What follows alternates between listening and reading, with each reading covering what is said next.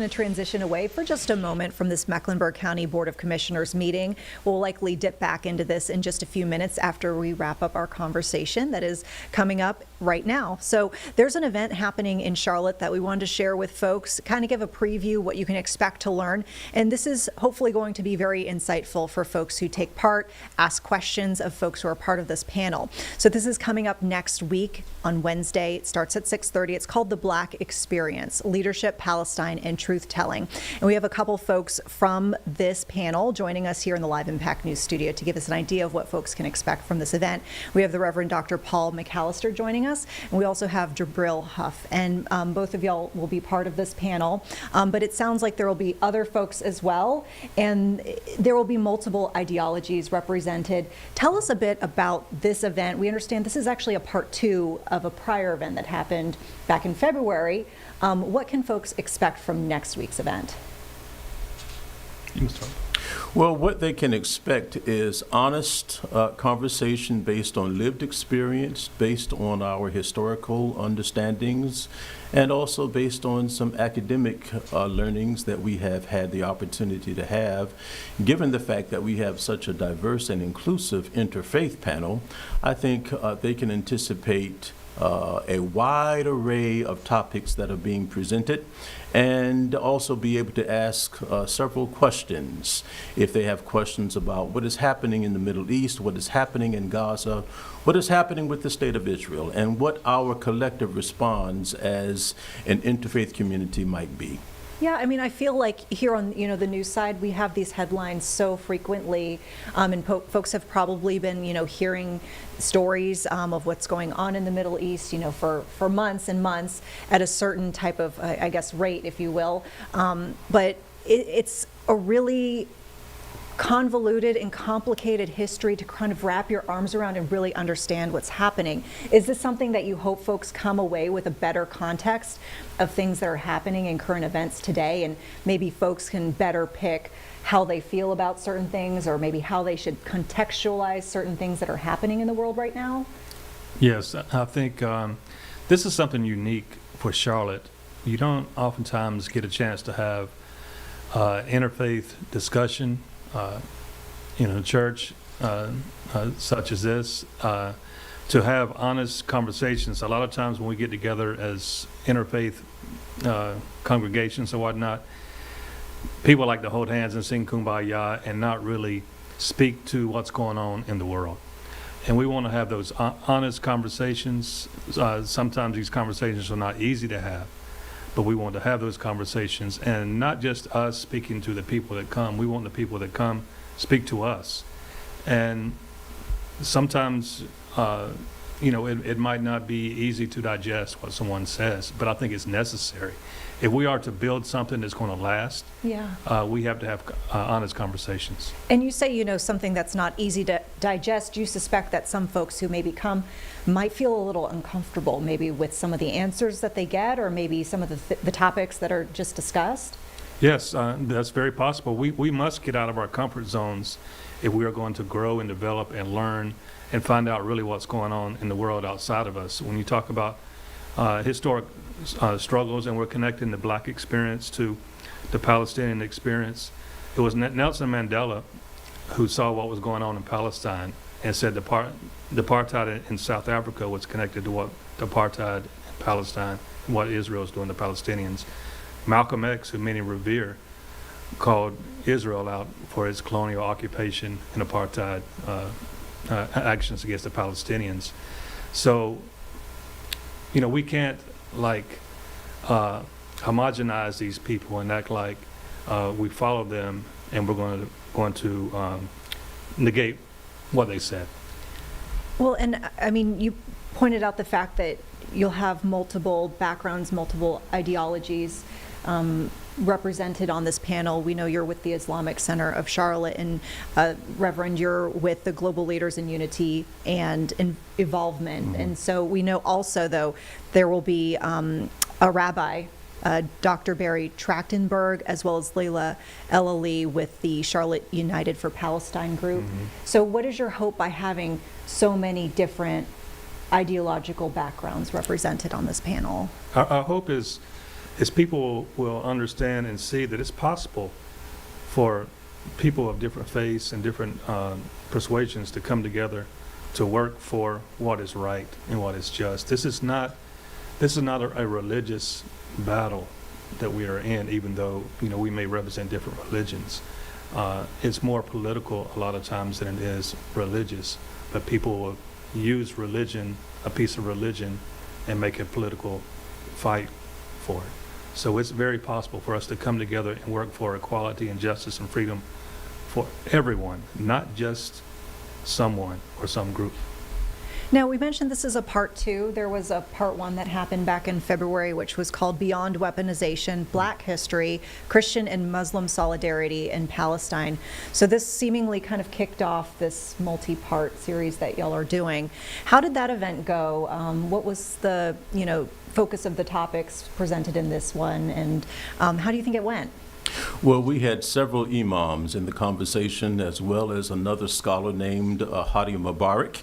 And I think that conversation went extraordinarily well. In fact, it went so well we realized that it would probably be beneficial to have a part 2, because we wanted to include a broader audience. So I would say that in that conversation we were able to prime our audience and get a sense of how the conversation would flow, and that would open the door for additional conversations. What we wanted to have in the first conversation was a Jewish member on the panel, and because that did not occur because of some logistical issues we had, we realized it would be more important for us to have part 2 and make sure that we had representation from the Jewish community as well. Yeah. And you said, before we came on the air, that you really hope folks show up and ask questions. How is the format of this event? Is it, the panelists making addresses and then people ask questions? Do you just kind of come right out the gate, ask us questions, and we answer them? What's the format look like? Yeah. Well, we're planning to make maybe a 3-minute opening statement, each panelist, and then open it up for Q&A. And for, like I said, that's where the meat of the matter is. It's not for people to come and just hear us speak, even though we have something to share. We want to hear from the people, and we want to get somewhere. Some people may come with opposing views, and sometimes that's necessary, to get to a better place. But yeah, we want to hear from them. Mm-hmm. What we want to do is we want folks to come away from this experience enriched. I think that would be the operative word. Enriching the lives of those who are present, as well as enriching our community to see that we can have these dangerous dialogues, some might call them, or critical or crucial conversations, and not poke holes at each other, but focus on the issues. Now, the topic for part 2 is the Black experience. And so part of what we're going to really home in on, Vanessa, is to make sure that we highlight how African Americans, irrespective as to what their religious background might be, have contributed to the whole, meaning what is our experience in the course of this entire dialogue, going back to the days of W.E.B. Du Bois, and then even the 1960s and the Civil Rights Movement with Dr. King and Ralph Abernathy, Andy Young, and then SNCC, because these individuals and groups at various points in times in history have had different perspectives. Mm-hmm. So we want to educate, enrich, enliven, and hopefully further this conversation as we move forward together. So how do you, I guess, weave the Black experience through all these ideologies when you have these panels? Like, what I know you kind of talked about going through the history, but I guess what do you hope folks will learn, will come away with as far as like your message here? Well, I've been to Israel, Palestine several times, and to be very blunt with you, I've encountered some very critical, dangerous situations. I hope they come away with, I hope we are able to alleviate some of the fear. There's a lot of tension in the atmosphere right now because of the war that we are engaged in with Iran. We don't want folk to feel that we can be overcome by these tensions simply because we feel we may not have a direct voice in some of the decisions that are being made by our administration and some of the decisions that have been made by foreign governments. So we want folks to feel comfortable, but at the same time welcomed in the environment that we're in, which is Friendship Missionary Baptist Church, a very welcoming congregation led by Pastor Clifford Jones. But we also hope that our community at Friendship will help to provide some sense of security and peace and disarm some of these tensions that we know are present, that we live with, and that we're finding it very difficult to eradicate and alleviate. Well, I guess in the sense of, you mentioned the tensions and maybe how folks might be feeling right now. How important is it for people to see faith leaders come together like this? Well, that's a good question. Faith leaders, certainly, we draw upon our faith, and I think this is very important. As a board member of MECMN, which is Mecklenburg Interfaith Network, we realize that faith is important, but faith is not the be-all and the end-all. We don't necessarily feel that persons need to bring expertise in their faith, but just a commitment to their faith. And that commitment to faith leads us, hopefully, to a commitment to each other. And that commitment to each other, in many ways, can supersede some of the articulations of faith. Yeah, and I saw you. I agree.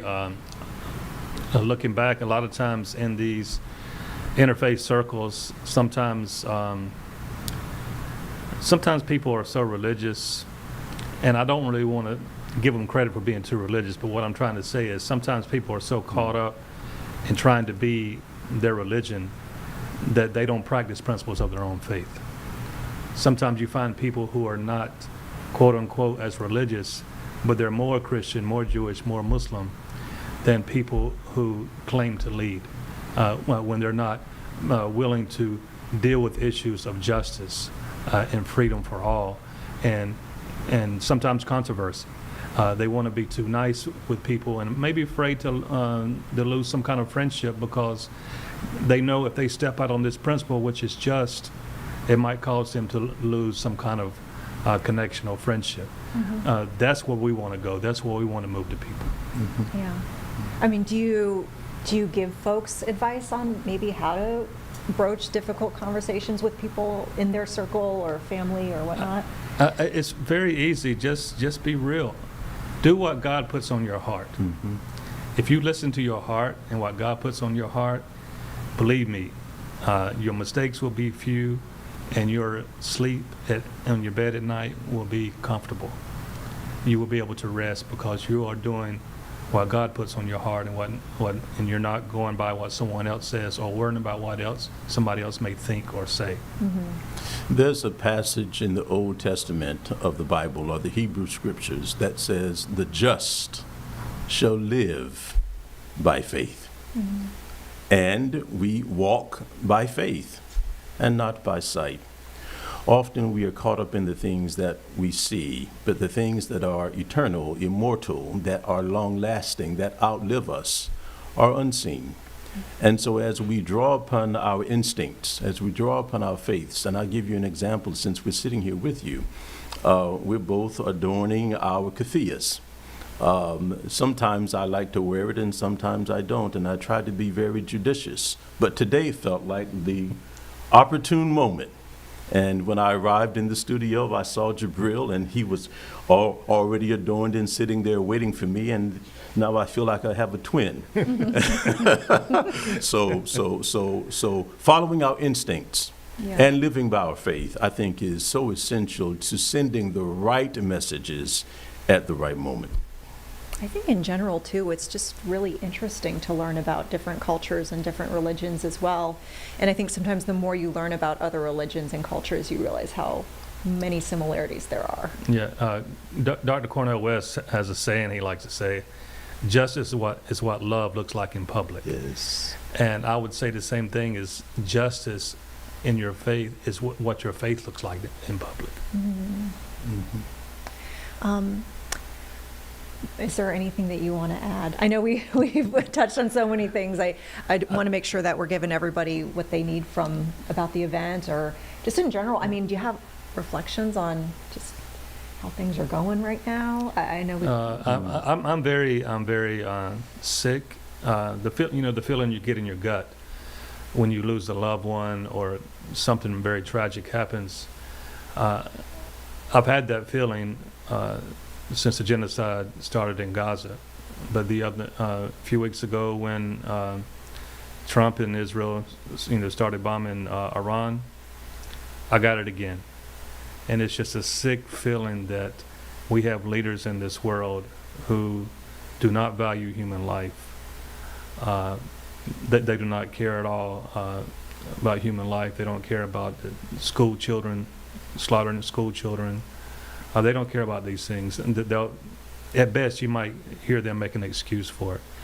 And we're just living in times that, it could be, it could be described as some of the end of times. I'm not one to, predict when the hour is going to be. Only God knows that. But at the rate we're going, we're living in a mad world right now, and it takes a lot of faith just to hold on and keep your head up, because there is a lot of killing, a lot of death. But on the other side, there's a lot of people waking up. There's a lot of people waking up now in this moment and being enlightened. But the people in power are not changing, and that's the downside of what we're seeing. The people in power are chaotic. They're ruthless. They're thugs. One of the things I think that struck me was the incident in West Bloomfield Township, Michigan, most recently with the Muslim gentleman driving into a synagogue or a school where Jewish children were, because he suffered a tragic loss in his own family. I think we need to help each other deal with our own tragedies and practice a greater sense of empathy than perhaps what we are accustomed to. And that means stretching, that means reaching beyond the norm. And I believe we can do that. This conversation is about that. Our venues, Al Noor Community Center, Friendship Missionary Baptist Church, are settings where these ideals and practices are highly encouraged. We're not asking for persons to abandon what they think and what they're committed to. We're challenging one another to listen and to have a heart, if you will, and to practice that kind of empathy that is expressed in all of the Abrahamic faiths, indeed in most of the great religions of the world. This is why we're having this in the context of faith, but we're also bringing scholarship and history and lived experiences. I talked about having been in Palestine and some of the events and tragedies and life-threatening situations that I encountered while I was there. These are not things that leave one when you've encountered them. They stay with you, and they demand that we do something about it. So this is our way, in response to the PBS docuseries, Black and Jewish America and Interwoven History. This is our way of saying to Charlotte, let's include everyone in the conversation and leave out absolutely no one. I think about, when you talk about empathy, how I see a lot of folks lately, seemingly more and more than I've been seeing before, online talking about village and like what it means to be a good villager or, essentially neighbor. Because I think there's a lot of, isolation that we can, sometimes feel in our current society. If, you're not making the efforts to outreach to your neighbor or even know your neighbor or connect with folks, it can be really easy to just build yourself a little silo. And that can be difficult maybe to retain your empathy, maybe if you're not working on it a little bit harder than maybe we had to in the past when society was structured a little bit differently. Yeah. Indeed. And dangerous for someone who lives in a silo and never wants to get out of their box. They can sit there and let things fester. and let misconceptions get to them. And then they go to the grocery store one day, or they go out one day and they see a sister in a hijab, or someone that appears to be Muslim. Mhm. And all of a sudden they want to take all those frustrations out, that are not justified on that person, because they've been in that silo and they fed into that fear and ignorance in their own silo without getting out and getting to know their neighbor. Mhm. And they find out, like we said earlier, at the end of the day, most of us have the same principles that we live by. We may have, of course, we have differences in our belief, but our principles and how we live our lives and what we want for ourselves, our children, are the same. Absolutely. And nobody around the world, let's make this clear, nobody in any corner of the world hates us for our freedom. Let's do not repeat that lie that the warmongers like. They may hate us because they don't have freedom, and we have something to do with it, because we went and took over the country and installed a dictator or whatever, and that dictator suppresses them. But no one hates us for our freedom. People are dying to get to America. They love our way of life and whatnot, but what they don't love is when we go bomb them and kill innocent people for no reason. For when they haven't attacked us, we go preemptively strike them. That's what they don't like. They don't like living under our bombs and the impression that we sometimes give to them. So yeah. What doth the Lord, King James Version of the Hebrew Scriptures of the Bible, what does the Lord require of us? Do justice. Do it. Love mercy. Walk humbly. When we do that, we are better for it. And it doesn't have to be constrained or confined to the dictates and the mores and the doctrines of any particular faith. It's just a matter of looking at our neighbor and saying, I see you. I acknowledge your humanity.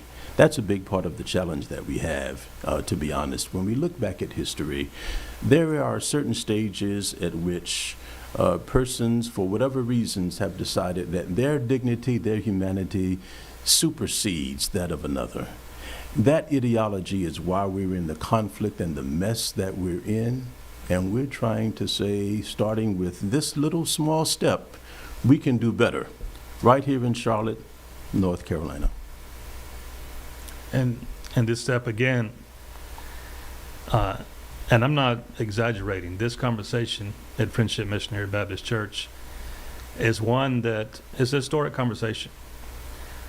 These conversations have been had in smaller circles, but not in a big church, open to all. So please, if you're out there, take advantage of this opportunity, because this is something that I wanted the interfaith community to do for a long time, and it seems like I said, people don't want to speak on stuff that may be controversial or where there may be a disagreement. We can't live like that, because we can't grow and we can't really build. We can't really have meaningful relationships if we're afraid. If I have something on my face and you're afraid to tell me about it because you might hurt my feelings, but you're helping me by telling me that, then I want you to tell me about it so I can fix it.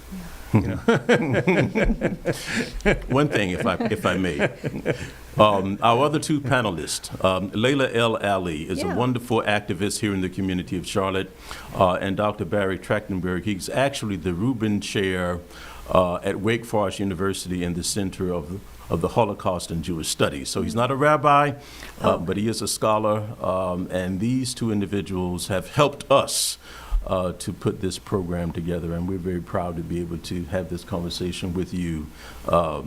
And as we leave here, I'm probably going to stop by his house and go by the Funksonium, which is his attic with all of his personal memorabilia over the years. You're welcome. I got a few new pieces since you've been there last time. Excellent.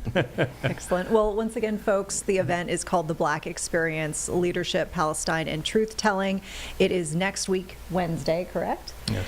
6:30 to 8, and as y'all have mentioned, this is at the Social Justice Ministry of Friendship Missionary Baptist Church presenting this event. So Thank you. Thanks for having us. both. We appreciate it.